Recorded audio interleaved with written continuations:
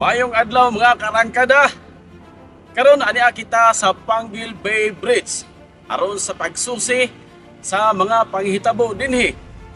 Nagsingabot ang atong 78 araw ng tubod. Kami nag-aghat nga mobisita sa atong gikainaman nga kasaulugan ang Sagingan Festival. Aron nga nindot ang inyong paglaag dinhi sa tubod, ania kami kauban sa kung mga kauban sa buwan sa Media and Information Office nga namunit og mga basura aron magpabilin ang kalimpyo ug hapsay sa maong tulay.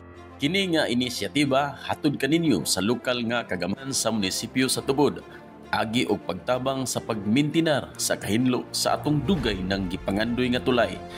Kami naghangyo sa publiko nga magpaka-responsable kita sa pagtabok sa tulay.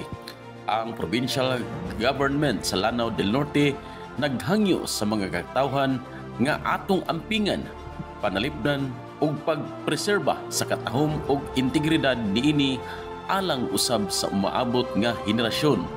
Tungod niini ginadili ang paglamay og basura, vandalismo ug pangpangguba, pagpamaligya, pagstambay sa kilid-kilid, pagjogging ug paglakaw-lakaw, paghunong og dugay sa tunga-tunga o kilid sa tulay aron pagkuha og pictures og mga videos. Pagkinabagay kita aron ang Panguil Bay Bridge magpadayon nga mulahutay sa pagsilbi niini sa katawhan sa lalawigan sa Lanao del Norte og mga kasikbit nga mga probinsya.